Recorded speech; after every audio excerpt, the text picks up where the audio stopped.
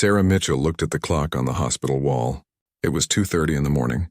She had been working for almost 18 hours straight. Her feet hurt badly. Her back ached from bending over patients all day. Her eyes felt heavy and tired. Sarah was a nurse at St. Mary's General Hospital. She had worked there for 5 years. Usually she loved her job. She liked helping people get better. She enjoyed taking care of sick patients. But tonight was different. Tonight was very hard. The emergency room was full of people. There were not enough nurses to help everyone. 3 nurses had called in sick this week. 2 others had quit last month. The hospital had not hired new people yet. This meant Sarah and the other nurses had to work extra hours every day. Sarah rubbed her tired eyes. She had worked double shifts for 3 weeks now. A double shift meant working 16 hours instead of 8 hours. She was supposed to go home at 7 p.m. yesterday, but the night nurse did not come to work. So Sarah had to stay until the morning nurse arrived. The waiting room was still crowded. People sat in plastic chairs. Some were coughing. Others were holding hurt arms or legs. A woman was crying because her baby had a fever. An old man was sleeping in his wheelchair. Sarah walked to the nurse's station. Her friend Maria was there. Maria looked as tired as Sarah felt. "How many more patients do we have?" Sarah asked. Maria looked at her computer screen. 12 people are still waiting. And more keep coming. Sarah felt frustrated. She wanted to help everyone, but there was not enough time.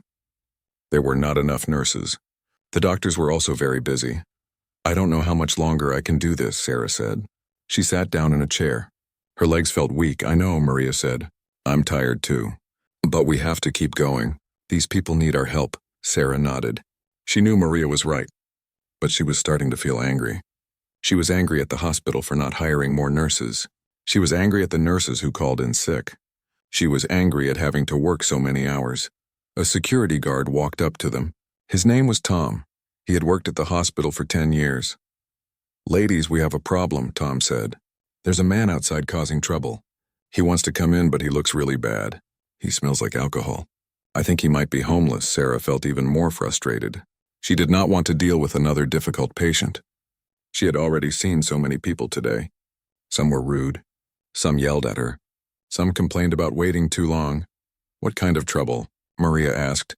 "He's demanding to see a doctor," Tom said. "He says his chest hurts. But honestly, he looks like he just wants a warm place to sleep. You know how it is with these homeless people." Sarah felt her patience running out. She had seen many homeless people come to the emergency room. Some really needed help, but others just wanted food or a place to stay warm. Tonight she did not have time for people who were not really sick. "Can't you just tell him to go to the free clinic?" Sarah asked. "They're better equipped to handle people like that." Tom shook his head. "I tried, but he says it's an emergency. He won't leave." Sarah sighed loudly. She stood up from her chair. Her body felt heavy and tired. She did not want to walk to the waiting room again. She did not want to deal with another patient, but she had to do her job. She was a nurse. Even when she was tired and frustrated, she had to help people. "Fine," Sarah said. "I'll go talk to him." She walked through the automatic doors to the waiting room. She looked around for the man Tom had described. It did not take long to find him. The man was sitting in a corner chair. He looked very old, maybe in his 70s. His hair was long and messy. His beard was dirty and had gray streaks. His clothes were torn and stained. He wore an old coat that had holes in it. Sarah could smell him from several feet away. He smelled like alcohol and sweat. He also smelled like he had not taken a shower in many days. The man was holding his chest with both hands. He was breathing heavily. His face looked pale and sweaty. Other patients in the waiting room were staring at him. Some moved their chairs away from him. A mother pulled her child closer to her when she saw the man. Sarah felt embarrassed for the hospital. This man did not look like he belonged here. St. Mary's Hospital was a nice place. It was clean and modern. Important people came here when they were sick. Rich people paid a lot of money to be treated here. This homeless man made the place look bad. He might scare away other patients. He might make them think the hospital was not a good place. Sarah walked over to the man. She tried to be professional, but she felt uncomfortable. "Sir," she said, "I'm Sarah, one of the nurses here. I heard you wanted to see a doctor." The man looked up at her. His eyes were bloodshot and watery. She could smell alcohol on his breath when he spoke. "Yes," he said. My chest really hurts. It started about an hour ago. The pain is getting worse. Sarah looked at him carefully. Many homeless people came to the hospital with fake problems. They wanted free food or a warm bed. They knew that hospitals had to help everyone who said they were sick. But this man did look like he was in pain. He was sweating even though the hospital was not hot. He kept touching his chest. Still, Sarah felt suspicious. He smelled strongly of alcohol. Drunk people often imagined they were sick. They came to hospitals all the time asking for help with problems that were not real. "Have you been drinking tonight?" Sarah asked. The man hesitated. I had a few drinks earlier. But this pain is real. Please, I need help. Sarah felt her frustration growing. She did not have time for this. She had real patients to take care of. People who were really sick. People who deserved help more than this drunk homeless man. She made a decision that would change everything. Sarah looked at the homeless man with cold eyes. She had made up her mind. She was too tired to deal with him properly. She was too frustrated to be patient. She was too angry to follow the hospital rules. "Sir, I think you need to leave," Sarah said. Her voice was not kind anymore. It was sharp and unfriendly. The old man looked confused. "But I told you my chest hurts badly. I think something is wrong with my heart." Sarah crossed her arms. She did not believe him. She had heard this story many times before. Homeless people always said they had chest pain. They knew that chest pain was serious. They knew hospitals had to check for heart problems. "You've been drinking," Sarah said. "You smell like alcohol. You're probably just having a panic attack because you're drunk. This is not the right place for you." The man tried to stand up. He moved slowly and held onto the chair for support. Sarah could see that he was really struggling. But she told herself it was just because he was drunk. "Please," the man said. "I know how this looks. I know I'm not dressed well, but I really need help. The pain is getting worse." Sarah looked around the waiting room. Other patients were watching them. Some were nodding their heads like they agreed with Sarah. They did not want this dirty man near them either. "Listen," Sarah said. "This hospital has standards. We serve people who have insurance. We serve people who can pay for treatment. You need to clean yourself up before coming here." The man's face showed hurt and surprise. But hospitals are supposed to help everyone. That's what hospitals do. Sarah felt angry that he was questioning her. Who was this homeless man to tell her about hospital rules? She was the nurse. She had worked here for 5 years. She knew what was best. "There's a free clinic downtown," Sarah said. "They handle cases like yours. They're used to dealing with people in your situation." "But it's the middle of the night," the man said. "The free clinic is closed, and I think I'm having a heart attack." Sarah did not want to hear more excuses. She had real work to do. She had patients who deserved her time and attention. She had people who were really sick, not just drunk and looking for a place to sleep. "That's not my problem," Sarah said. "You need to leave now." The man put his hand on his chest again. His breathing was getting faster. Sweat was running down his face. He looked scared. "Please don't make me leave," he said. "I think I'm really sick. I've never felt pain like this before." But Sarah had stopped listening. She waved to Tom, the security guard. Tom had been watching from across the room. He walked over quickly. "Tom, please escort this gentleman out," Sarah said. "He's been drinking and he's disturbing other patients." Tom looked at the old man. Tom had seen many homeless people at the hospital. Usually, he felt sorry for them. But he trusted Sarah's judgment. She was a good nurse. If she said the man needed to leave, then he probably needed to leave. "Come on, sir," Tom said gently. "You need to go now." The old man looked from Tom to Sarah. His eyes were pleading. "Please just check my heart. Just listen to it for 1 minute. If I'm fine, I'll leave right away." Sarah shook her head firmly. "I'm not going to waste time on someone who's just drunk. You're taking up space that real patients need." Tom took the old man's arm. "Let's go, sir. Don't make this harder than it needs to be." The man did not fight. He was too weak and too hurt to fight. He let Tom lead him toward the door. But he kept looking back at Sarah. "Please remember," the man said as they walked away. "Hospitals are supposed to help everyone. That's what makes them special." Sarah felt a tiny bit of guilt when she heard those words, but she pushed the feeling away. She told herself she had done the right thing. She had protected the hospital's reputation. She had saved time for patients who really needed help. Other patients in the waiting room looked relieved. The scary homeless man was gone. Now they felt safer. Now the hospital felt clean and proper again. Sarah walked back to the nurses' station. Maria was there, filling out paperwork. "What happened with that man?" Maria asked. "I sent him to the free clinic," Sarah said. "He was just drunk and looking for attention." Maria nodded. She trusted Sarah's decision. Sarah was experienced. She knew how to handle difficult situations. But inside, Maria felt a little worried. The man had looked really sick to her. His face had been very pale. He had been sweating a lot. Those were signs of a real heart problem. "Did you check his vital signs?" Maria asked. Sarah felt annoyed by the question. He was obviously drunk. There was no point in wasting time on tests. Maria decided not to ask more questions.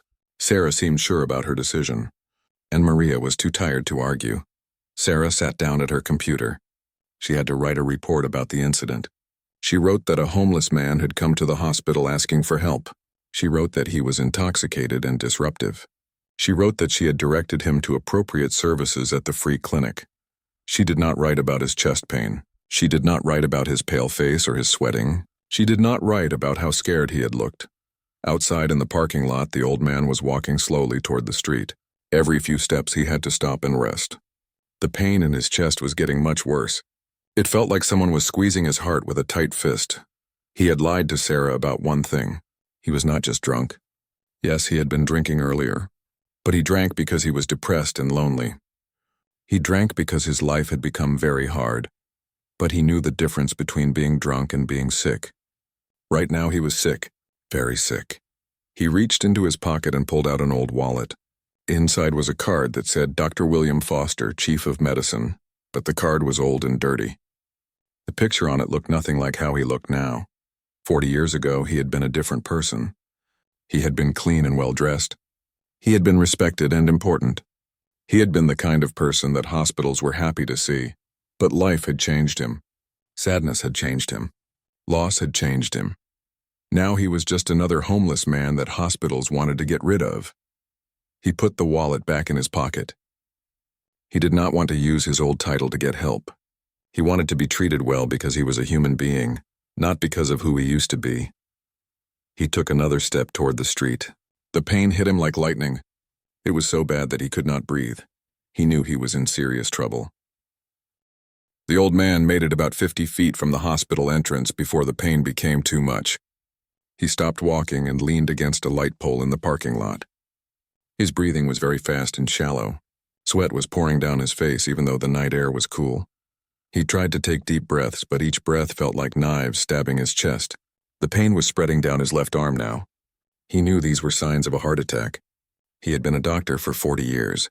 He knew what was happening to his body, but he also knew that no one would believe him if he went back to the hospital. He looked like a homeless drunk. Sarah had made it very clear that he was not welcome there. He pulled out an old cell phone from his coat pocket. The phone was cracked and barely worked. He tried to call 911, but his hands were shaking too much to press the right numbers. The pain got worse. Much worse. It felt like an elephant was sitting on his chest. He could not breathe properly anymore. His vision was getting blurry. He tried to call for help, but his voice was too weak. There were only a few cars in the parking lot. Most people were inside the hospital. No one could hear him. The old man fell to his knees next to the light pole. He was scared. He did not want to die alone in a parking lot. He had so many things he still wanted to do. So many things he wanted to say to people. He thought about his late wife, Helen. She had died 2 years ago from cancer. That was when his life had started falling apart. After Helen died, he had stopped taking care of himself. He had started drinking too much. He had lost his job at the hospital. He had lost his house. He had lost everything that mattered to him. But he did not want to die. Not like this. Not alone and forgotten. He tried one more time to stand up, but his legs would not work. The world was spinning around him. He fell forward onto the cold pavement of the parking lot. Inside the hospital, 20 minutes had passed since Sarah had sent the old man away. She was taking care of a young woman who had broken her ankle. She was focused on her work and had completely forgotten about the homeless man, but Miguel Santos had not forgotten. Miguel was a janitor at the hospital. He had worked there for 15 years. He was a kind man who noticed everything that happened around him. Miguel had seen Sarah send the old man away. He had watched through the window as the man walked slowly across the parking lot. Miguel had felt worried about him. The man had looked very sick. Miguel was emptying trash cans near the emergency room when he decided to check on the man. He looked out the window toward the parking lot. At first, he did not see anything unusual. Then he saw something that made his heart stop. There was a person lying on the ground next to the light pole. Miguel dropped his trash bag and ran outside. When he got closer, he saw it was the same old man that Sarah had turned away. The man was lying face down on the pavement. He was not moving. Miguel knelt down next to him. He gently turned the man over. The man's face was blue and gray. His eyes were closed. Miguel could not tell if he was breathing. "Help!" Miguel shouted as loud as he could. "Someone help me! There's a man down!" Miguel knew basic first aid from his training at the hospital. He checked for a pulse. There was one, but it was very weak and irregular. The man was alive, but just barely. Miguel ran back toward the hospital entrance, shouting for help the whole way. "Emergency! Man down in the parking lot! Heart attack!" Sarah heard the shouting from inside the emergency room. At first, she was annoyed by the noise. Then she realized what Miguel was saying. Tom, the security guard, heard it too. He grabbed the emergency radio and called for the medical team. "Code blue in the parking lot. Code blue in the parking lot." Dr. Jennifer Martinez was the emergency room doctor on duty that night. She was young but very skilled. When she heard the code blue call, she immediately grabbed a medical bag and ran outside with 2 other nurses. Sarah followed them, along with several other hospital staff members. When they reached the parking lot, Sarah saw Miguel kneeling next to someone on the ground. Her heart sank when she realized who it was. It was the homeless man she had sent away 20 minutes earlier. Dr. Martinez immediately took charge of the situation. She knelt down next to the old man and began checking his vital signs. "He's in cardiac arrest," she said quickly. "We need to start CPR right now." She began pressing on the man's chest, trying to restart his heart. One of the nurses ran back to get a defibrillator machine. Sarah stood frozen, watching the scene. She could not believe what was happening. The man she had dismissed as a fake patient was actually having a real heart attack. The chest pain he had complained about was real. His pale face and sweating had been real symptoms, not just signs of being drunk. Miguel stood next to her. "I saw you send him away earlier," he said quietly. "He was asking for help, wasn't he?" Sarah could not answer. Her throat felt tight. She felt like she might throw up. The nurse came back with the defibrillator. Dr. Martinez placed the paddles on the man's chest. "Clear," she shouted. Everyone stepped back. The machine sent electricity through the man's body. His body jumped from the shock. Dr. Martinez checked for a heartbeat. "Still no pulse," she said. "Charging again." They shocked him a second time. Then a third time. Finally, after the 4th shock, the man's heart started beating again. It was weak, but it was beating. "We've got him back," Dr. Martinez said. "Let's get him inside immediately." Paramedics arrived with a stretcher. They carefully lifted the old man onto it and rushed him into the hospital.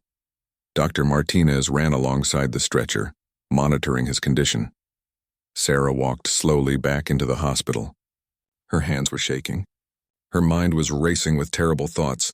If Miguel had not found the man, he would have died. He would have died because Sarah had refused to help him. He would have died in the parking lot of the hospital that was supposed to save his life. Maria saw Sarah's face when she came back inside. "Sarah, what's wrong?" "You look terrible." "The homeless man," Sarah said in a whisper. "He really was having a heart attack. He almost died in our parking lot." Maria's eyes went wide. "Oh my God, is he okay?" "I don't know," Sarah said. "They're working on him now." Sarah sat down in a chair. She felt dizzy and sick. For the first time in her 5 years as a nurse, she had refused to help a patient who really needed help. She had let her prejudice and tiredness cloud her judgment, and because of that, a man had almost died. She looked at her hands. These were hands that were supposed to heal people. These were hands that were supposed to comfort people in pain, but tonight these hands had turned away someone who was dying. Sarah began to cry. She cried for the old man who had suffered alone in the parking lot. She cried for herself and the terrible mistake she had made. She cried because she realized that she had forgotten the most important part of being a nurse. A nurse's job was to help everyone, no matter what they looked like or where they came from. And she had failed. Dr. Rebecca Chen arrived at the hospital at 6:30 in the morning. She was the hospital administrator, which meant she was in charge of making sure everything ran smoothly. She usually started work at 8 a.m., but she had received an urgent phone call at home. Tom, the security guard, had called her about the incident in the parking lot. A patient had nearly died just outside the hospital after being turned away from the emergency room. This was exactly the kind of situation that could destroy a hospital's reputation. Dr. Chen walked quickly to her office. She was a small woman, but everyone at the hospital respected her. She was smart, fair, and always did what was best for patients. She had worked in hospitals for 20 years and had never seen anything like this. She called an emergency meeting with the emergency room staff. She wanted to understand exactly what had happened. She needed to know if the hospital could be sued. She needed to know if anyone had broken hospital rules. Sarah sat in the meeting room with 5 other nurses and Dr. Martinez. Everyone looked tired and worried. The old man was still in intensive care, fighting for his life. "I want everyone to tell me exactly what happened last night," Dr. Chen said. "Start from the beginning." Tom spoke first. He explained how the homeless man had come to the hospital asking for help. He described how the man looked and smelled. He said that Sarah had asked him to remove the man from the hospital. "Did the patient say what was wrong with him?" Dr. Chen asked. "He said he had chest pain," Tom replied. "But honestly, he looked drunk. We get a lot of homeless people who make up symptoms just to get inside." Dr. Chen wrote notes as Tom talked. She asked him if he had offered to call an ambulance for the man or help him get to the free clinic. Tom said no, he had just escorted him outside. Next, Dr. Chen asked Sarah to explain her side of the story. Sarah's hands were shaking as she spoke. She was afraid she might lose her job. She was afraid the man might die because of her decision. "The patient appeared intoxicated," Sarah said. "He smelled strongly of alcohol. I thought he was just looking for a warm place to stay, like many homeless people do." "Did you examine him at all?" Dr. Chen asked. Sarah felt ashamed. "No, I did not. I made a judgment based on his appearance." "Did you take his vital signs? Check his blood pressure? Listen to his heart?" "No," Sarah said quietly. "I did not do any medical checks." Dr. Chen looked serious. "Sarah, you know that hospital policy requires us to do a basic medical screening on every patient who requests treatment." "It doesn't matter what they look like or smell like." Sarah nodded. She knew she had broken the rules. She had let her personal feelings affect her professional judgment. Dr. Martinez spoke next. She explained how she had tried to save the man's life in the parking lot. She said he had suffered a serious heart attack. If Miguel, the janitor, had not found him, he would have died. "In my medical opinion," Dr. Martinez said, "this patient was showing clear signs of cardiac distress when he first arrived. His symptoms were real and serious." Dr. Chen asked Miguel to join the meeting. Miguel explained how he had seen the whole thing happen. He described how worried he had felt about the old man. He said the man had looked very sick, not just drunk. "I've worked here for 15 years, Miguel said. "I've seen many homeless people come and go. This man was different. He was really suffering." After everyone had told their stories, Dr. Chen announced that she needed to review the security footage. The hospital had cameras everywhere to protect patients and staff. The cameras would show exactly what had happened. Dr. Chen went to the security office with Tom. They watched the footage from the emergency room and the parking lot. What they saw made Dr. Chen very angry. The video clearly showed Sarah refusing to help the old man. It showed her calling for security without doing any medical checks. It showed her dismissing his complaints about chest pain. It showed Tom escorting the man outside while he was obviously in distress. But the parking lot footage was even worse. It showed the old man struggling to walk. It showed him stopping to rest against the light pole. It showed him collapsing and lying motionless for 20 minutes before Miguel found him. "This is unacceptable," Dr. Chen said to Tom. "A patient nearly died because our staff refused to follow basic medical procedures." Dr. Chen knew she had to act fast. If this story got to the newspapers, it would be a disaster for the hospital. People would lose trust in St. Mary's Hospital. Patients might go somewhere else for treatment. She decided to call the patient's emergency contact information. When patients were brought to the hospital unconscious, the staff always checked their wallets for identification and contact information. Dr. Chen went to the intensive care unit where the old man was being treated. She asked the nurse for his personal belongings. The nurse brought her an old wallet, a broken cell phone, and the torn clothes he had been wearing. Dr. Chen opened the wallet carefully. Inside, she found an old driver's license. The name on the license was William Foster. The address was from a nice neighborhood across town. But the license was expired, and the picture showed a clean, well-dressed man who looked nothing like the homeless patient. Behind the driver's license, Dr. Chen found several old business cards. Her hands began to shake as she read the first card. Dr. William Foster, Chief of Medicine, St. Mary's General Hospital. Dr. Chen stared at the card in shock. This could not be right. Dr. William Foster had been the hospital's first chief of medicine. He had founded the hospital 40 years ago. He had built it from nothing into one of the best hospitals in the city. But Dr. Foster had retired years ago. Dr. Chen had heard that his wife had died and that he had been struggling with depression. But she had no idea that he had become homeless. Dr. Chen found more cards in the wallet. One was from the American Medical Association. Another was from the State Medical Board. All of them had Dr. William Foster's name on them. She also found an old photograph. It showed a younger Dr. Foster with his wife at a hospital fundraising dinner. They were both smiling and looked very happy. Dr. Chen sat down heavily in a chair. The homeless man that Sarah had refused to treat was the founder of the hospital. The man who had nearly died in their parking lot was the person who had created St. Mary's Hospital in the first place. This was not just a case of poor patient care. This was not just a lawsuit waiting to happen. This was a tragedy of the worst kind. Dr. Foster had built this hospital to help people. He had spent his whole life making sure that every patient received the best possible care. He had always said that hospitals should treat everyone equally, regardless of their social status or ability to pay, and now his own hospital had turned him away when he needed help the most.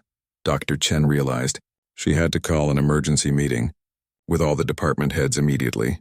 She had to tell them who their patient really was. She had to figure out how to handle this situation before it destroyed everything that Dr. Foster had worked to build. She looked at the old photograph again. Dr. Foster and his wife looked so happy and hopeful.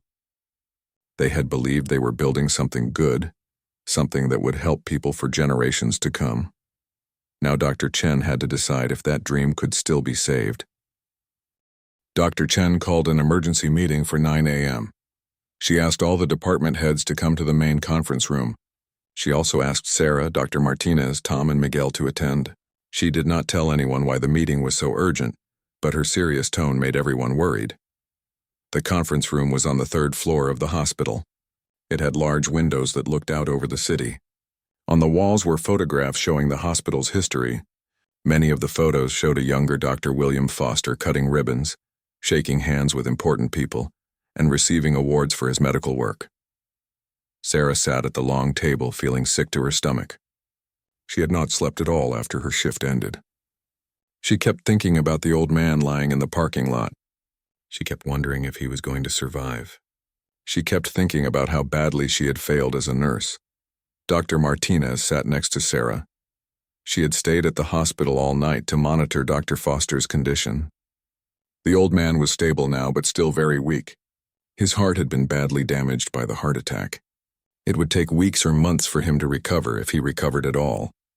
Tom, the security guard, looked nervous. He had worked at many hospitals during his career, but he had never been involved in something like this. He was worried that he might lose his job for following Sarah's instructions. Miguel, the janitor, sat quietly in his chair. He was the only person in the room who felt good about what he had done. He had saved a man's life by finding him in the parking lot, but he was sad that it had taken so long for someone to help the old man. Dr. Chen walked into the room carrying a manila folder. She looked very serious. Her usual calm expression was gone. Everyone could tell that something big was about to happen. "Thank you all for coming," Dr. Chen said. "We need to discuss what happened last night in the emergency room." She sat down at the head of the table and opened her folder. Inside were copies of the security footage, medical records, and the items from Dr. Foster's wallet. "As you all know," Dr. Chen continued, "a patient was refused treatment last night and subsequently suffered a heart attack in our parking lot. This is already a very serious situation that could result in lawsuits and bad publicity for our hospital." Sarah felt her heart pounding. She knew this was about her decision to turn away the homeless man. "However," Dr. Chen said, "I have discovered something that makes this Situation much worse than we originally thought. She pulled out one of Dr. Foster's old business cards and placed it on the table where everyone could see. Sarah leaned forward to read the card. When she saw the name, her face went completely white. Dr. William Foster, Chief of Medicine, St. Mary's General Hospital. Dr. Chen read aloud. The room was silent. Everyone stared at the business card in shock. Dr. Martinez was the first to speak. That's impossible. Dr. Foster founded this hospital 40 years ago. He can't be the same person as the homeless man from last night. Dr. Chen pulled out the old driver's license and the photograph from the hospital fundraising dinner. She passed them around the table so everyone could see them. This is definitely the same person, she said. Dr. William Foster, the founder and first chief of medicine of St. Mary's Hospital, is the patient who was refused treatment last night. Sarah felt like she was going to faint. The homeless man she had dismissed as a drunk was actually the most important person in the hospital's history. She had refused to help the man who had created the very place where she worked. How is this possible? Tom asked. Dr. Foster was a respected doctor. How did he become homeless? Dr. Chen had spent the morning making phone calls to learn more about Dr. Foster's situation. She had talked to his former colleagues and friends. Dr. Foster's wife died from cancer 2 years ago, she explained. According to people who knew him, he became very depressed after her death. He started drinking heavily. He lost interest in his work and eventually retired early. She paused to let this information sink in. Without his wife and his work, Dr. Foster fell into a deep depression. He spent all his savings on alcohol and medical bills from his wife's treatment. Eventually, he lost his house and ended up living on the streets. Maria, who had been quiet until now, started to cry. That poor man. He lost everything. Dr. Chen nodded.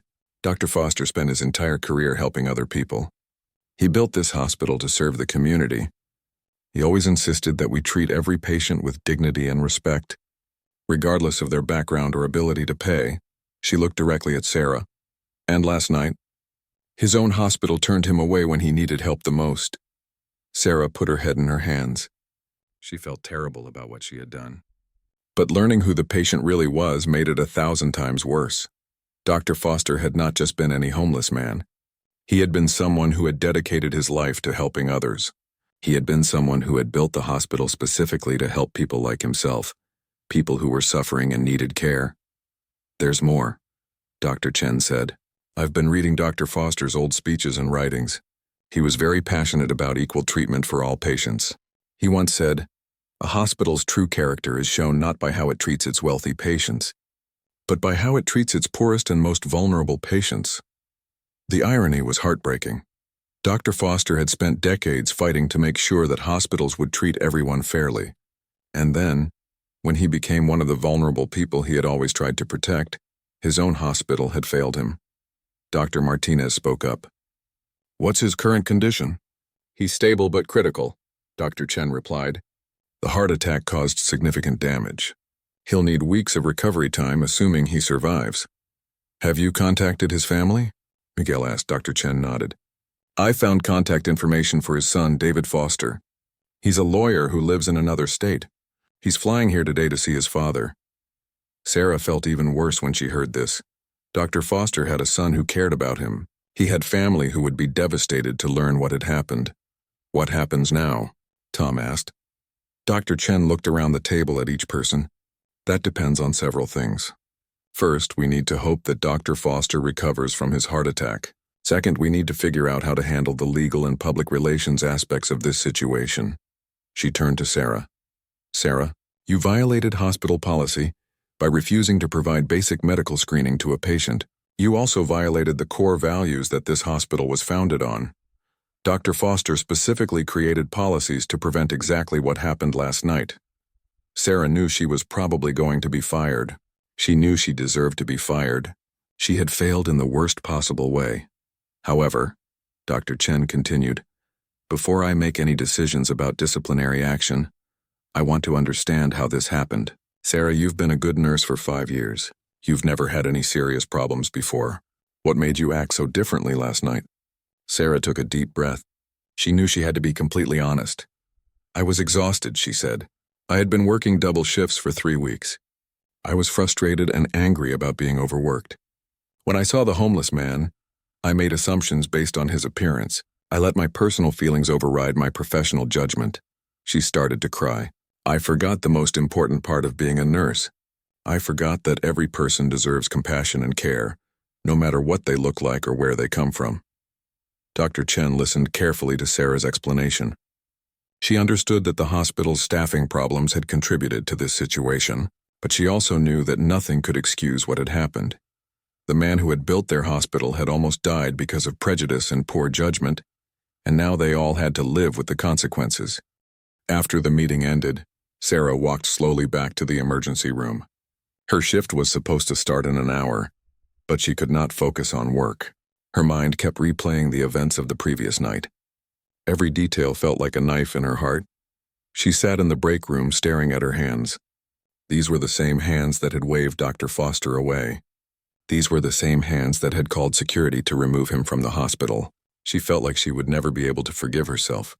Maria found her there 20 minutes later. Maria sat down next to her friend and put an arm around her shoulders. "I can't believe this happened," Sarah said through her tears. "I can't believe I turned away the founder of our hospital." "You didn't know who he was," Maria said gently. "You thought you were just dealing with another homeless person. That's exactly the problem," Sarah said, her voice getting louder. "I treated him badly because I thought he was just a homeless person. I forgot that homeless people are still people.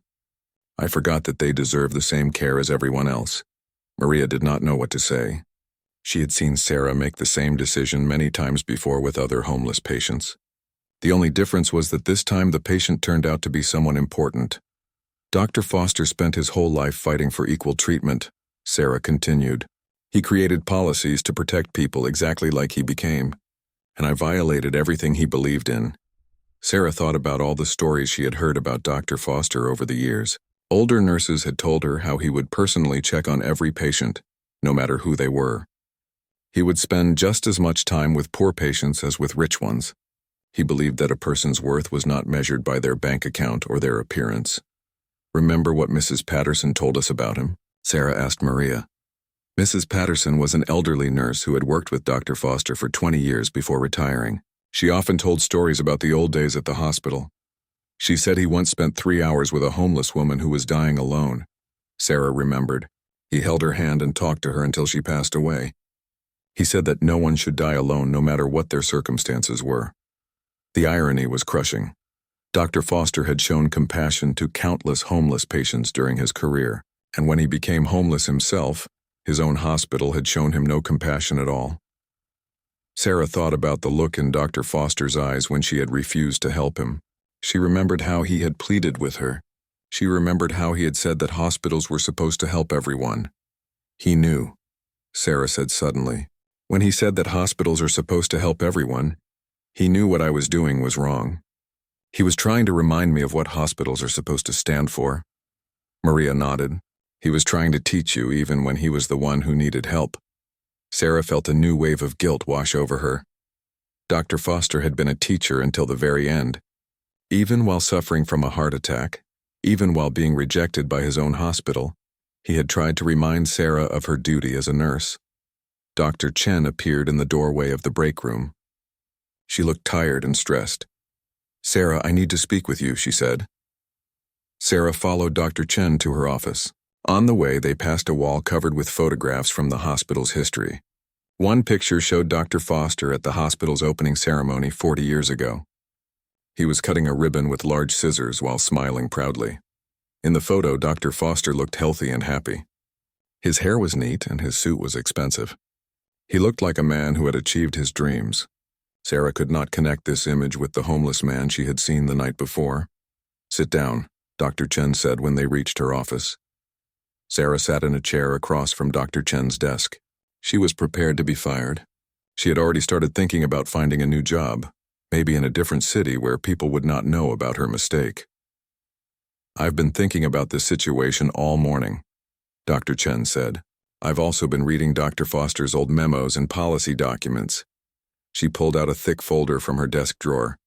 Dr. Foster wrote extensively about patient care and hospital values. One thing he wrote particularly stands out. "Our hospital's success should not be measured by how many wealthy patients we treat, but by how well we care for those who have nowhere else to go. Sarah felt tears starting again. Every word Dr. Foster had written seemed to point directly at her failure. He also wrote about the importance of compassion in medicine. Dr. Chen continued. Medicine is not just about treating diseases. It is about treating human beings with dignity and respect. The moment we forget that patients are people first and medical cases second, we stop being healers and become just technicians. Dr. Chen closed the folder and looked directly at Sarah. You forgot that Dr. Foster was a person first, she said. You saw him as a problem to be solved, not as a human being who needed help. Sarah nodded. She knew this was true.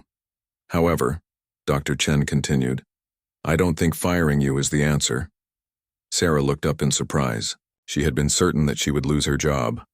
Dr. Foster believed in second chances, Dr. Chen explained. He believed that people could learn from their mistakes and become better. If I fire you, you'll just go work somewhere else and maybe make the same mistake again. Sarah did not understand what Dr. Chen was suggesting. Instead, I want you to learn from this experience. I want you to understand why it happened and how to prevent it from happening again. Dr. Chen explained that Sarah would be suspended for 2 weeks without pay. During that time, she would be required to attend training sessions about unconscious bias and patient care. She would also be required to do volunteer work at a homeless shelter to better understand the lives of people she had been judging. When you come back to work, Dr. Chen said, you'll be on probation for 6 months. Any similar incidents will result in immediate termination. Sarah felt both relieved and ashamed. She was grateful to keep her job, but she knew she did not deserve Dr. Chen's mercy. There's something else, Dr. Chen said. Dr. Foster's son will be arriving this afternoon. He's a lawyer, and he's very angry about what happened to his father. He has every right to sue this hospital for malpractice. Sarah's relief disappeared. Even if she kept her job, the lawsuit could still destroy her career and the hospital's reputation. I want you to think about what you'll say to him, Dr. Chen said. He deserves to hear directly from you about what happened and why. After leaving Dr. Chen's office, Sarah went to the intensive care unit. She wanted to see Dr. Foster, even though he was still unconscious. She needed to see the man whose life she had almost cost. The ICU was quiet and dimly lit. Dr. Foster lay in bed connected to several machines that monitored his heart and breathing. Without the dirty clothes and messy hair, he looked more like the distinguished doctor from the old photographs. Sarah stood next to his bed for a long time. She watched his chest rise and fall with each breath. She listened to the steady beeping of the heart monitor. I'm sorry, she whispered. I'm so sorry for what I did to you. She knew that Dr. Foster could not hear her, but she needed to say the words anyway. She needed to begin the long process of making amends for her terrible mistake. A nurse named Jennifer came into the room to check on Dr. Foster's condition. Jennifer had worked at the hospital for 15 years and had known Dr. Foster when he was still practicing medicine. He was the best doctor I ever worked with, Jennifer said quietly. He taught me that nursing is not just a job, it's a calling to serve others. Sarah felt another wave of shame. Dr. Foster had inspired an entire generation of nurses and doctors, and she had failed to live up to the standards he had set. What happened to him? Sarah asked. How did he end up homeless? Jennifer sighed sadly. After his wife died, he just gave up on life. He loved her so much that he couldn't imagine living without her. He started drinking to numb the pain, and everything fell apart from there. Sarah realized that Dr. Foster's story was not just about homelessness. It was about grief and loss and the ways that life can break even the strongest people. But even when he was drinking, he never stopped caring about people. Jennifer continued. I heard that he used to give medical advice to other homeless people. He couldn't practice medicine officially anymore, but he still tried to help when he could. This made Sarah feel even worse. Dr. Foster had continued to be a healer even after losing everything, and she had refused to show him the same compassion that he had always shown to others. As Sarah left the ICU, she made a promise to herself. If Dr. Foster survived, she would spend the rest of her career trying to become the kind of nurse he would have been proud of. She would never again let prejudice or fatigue interfere with her duty to help people. She only hoped it was not too late to make things right. David Foster arrived at the hospital at 3 p.m. on a flight from Denver. He was a successful lawyer in his early 40s, with dark hair and his father's intelligent eyes. He had not seen his father in over a year, and he was not prepared for what he found. David had known that his father was struggling after his mother's death. He had tried to help, but his father had pushed him away. Dr. Foster had been too proud to accept money from his son. He had been too ashamed to admit how bad things had gotten. Now David stood in the intensive care unit, looking at his father lying unconscious in a hospital bed. The man in the bed looked nothing like the strong, confident doctor who had raised him. This man looked old and broken and sick. Dr. Chen met with David in her office after he had visited his father. She had prepared for this meeting carefully. She knew that David had every right to be angry. She knew that the hospital had failed his father in the worst possible way. "Mr. Foster," Dr. Chen began, "I want to express my deepest apologies for what happened to your father. Our staff failed to provide him with the care he deserved." David's jaw was tight with anger. "My father built this hospital. He spent 40 years of his life making sure it would help people. And when he needed help, you turned him away like he was garbage." Dr. Chen nodded. "You're absolutely right. There is no excuse for what happened." "I want to know exactly what happened," David said. "I want to know who made the decision to refuse treatment to my father." Dr. Chen explained the events of the previous night. She told David about Sarah's decision to turn his father away. She told him about the security guard escorting him outside. She told him about the 20 minutes he lay dying in the parking lot before anyone found him. With each detail, David's anger grew stronger. His father had always taught him that hospitals were sacred places where all people were treated equally. But his father's own hospital had violated every principle he had believed in. "I want to speak to this nurse," David said. "I want to look her in the eye and ask her why she thought my father's life wasn't worth saving." Dr. Chen had expected this request. "Sarah Mitchell is here today. She's been suspended, but I can arrange for you to meet with her." While Dr. Chen went to find Sarah, David sat alone in the office, trying to control his emotions. He thought about all the stories his father had told him about the hospital. Dr. Foster had always been so proud of what he had built. He had always believed that he was making the world a better place. David also thought about his own guilt. He had known his father was in trouble, but he had not done enough to help. He had been busy with his own career and family. He had told himself that his father was strong enough to handle his problems alone. Now he wondered if he could have prevented this if he had tried harder to help his father. Sarah knocked on the office door 15 minutes later. Her face was pale and her hands were shaking. She had been dreading this moment all day. "Mr. Foster," she said quietly, "I'm Sarah Mitchell. I'm the nurse who made the decision about your father last night." David looked at her for a long moment. She was younger than he had expected, probably in her late 20s.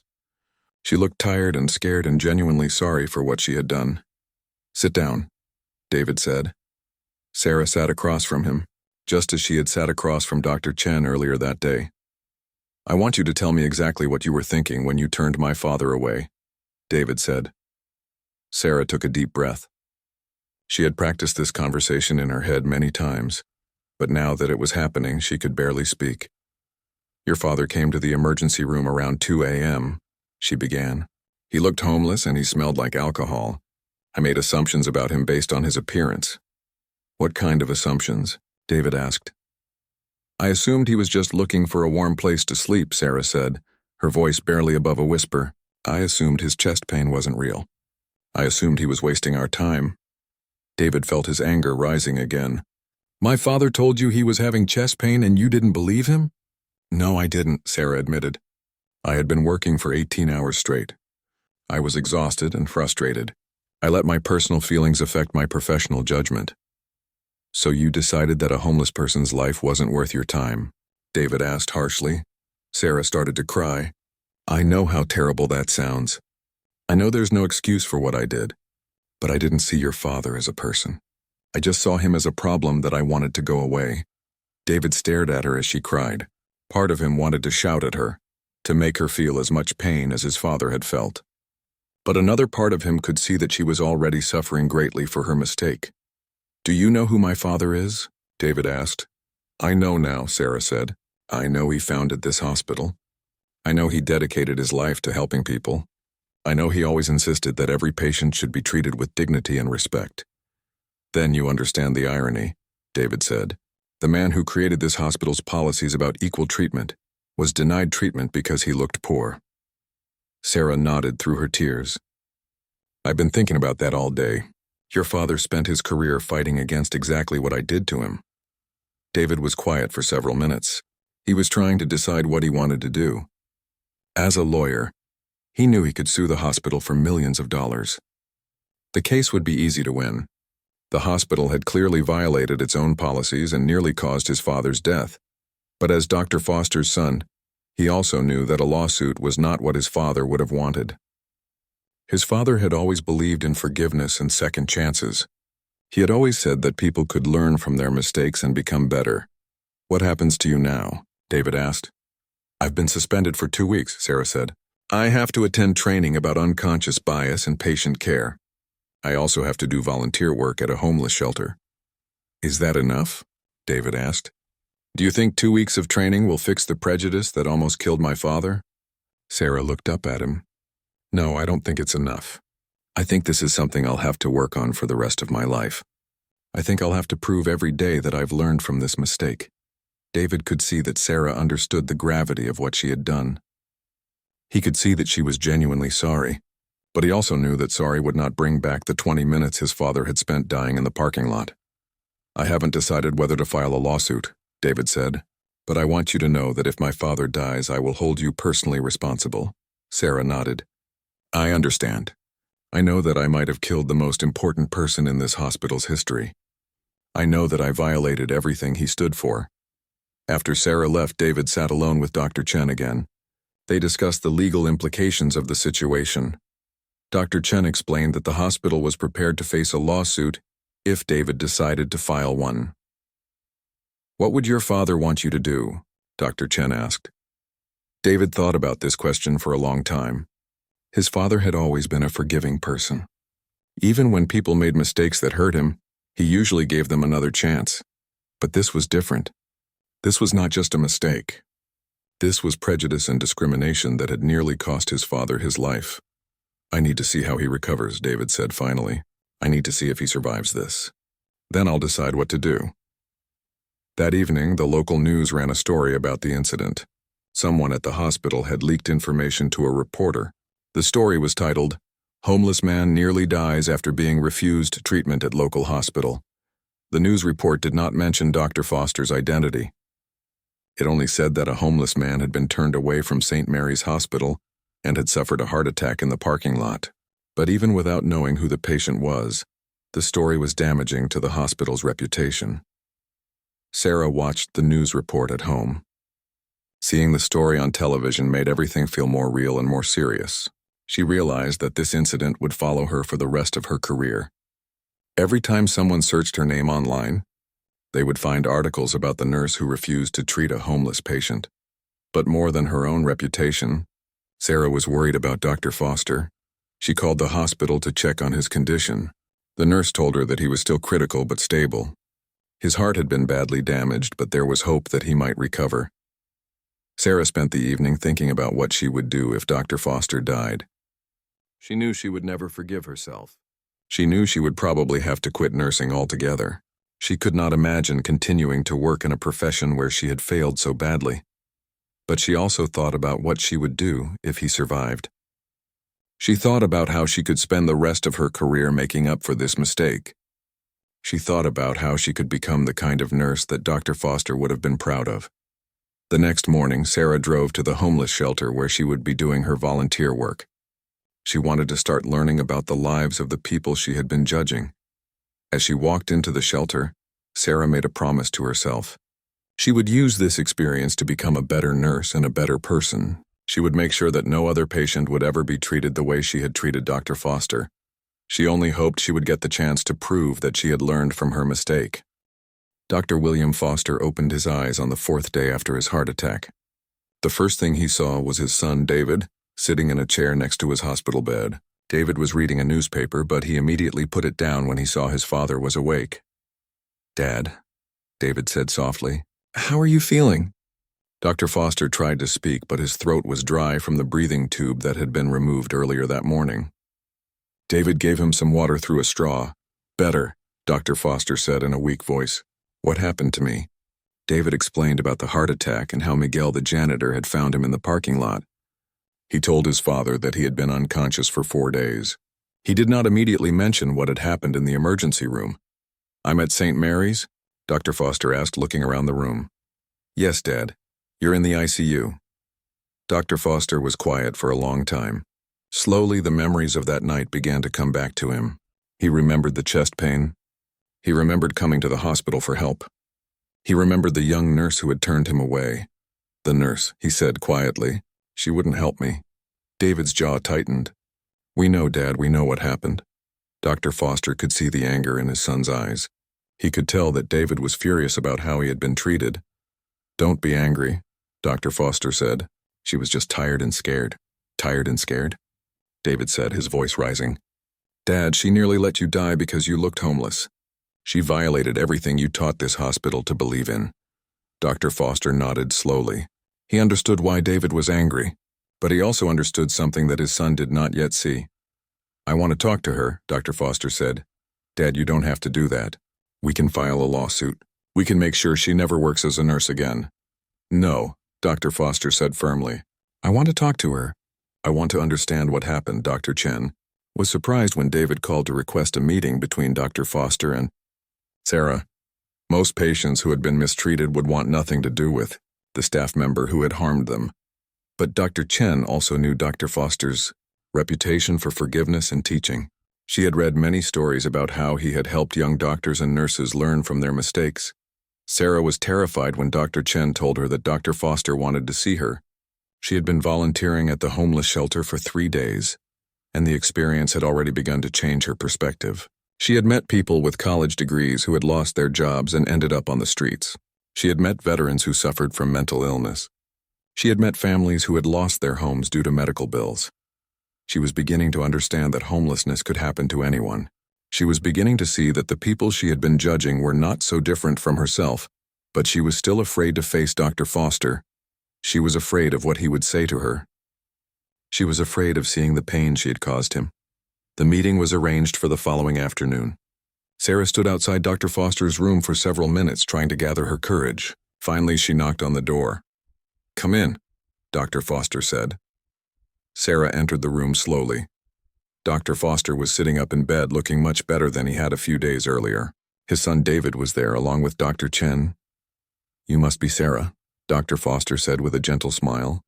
Sarah was surprised by his friendly tone. She had expected him to be angry or cold. Instead, he seemed genuinely glad to see her.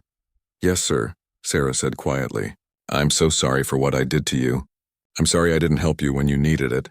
"Sit down," Dr. Foster said, pointing to a chair next to his bed. "I want to hear your story." For the next hour, Sarah told Dr. Foster about the night he had come to the emergency room. She explained how tired and frustrated she had been. She told him about the assumptions she had made based on his appearance. She admitted that she had let her prejudice affect her professional judgment. Dr. Foster listened carefully without interrupting. When Sarah was finished, he was quiet for several minutes. "Do you know why I became a doctor?" he finally asked. Sarah shook her head. "When I was a young man, my own father was very sick," Dr. Foster said. "He was a poor immigrant who spoke very little English. When we took him to the hospital, the doctors treated him like he was stupid and worthless because of his accent and his old clothes." Sarah listened intently as Dr. Foster continued his story. "My father died in that hospital. Not because of his illness, but because the doctors didn't take his symptoms seriously.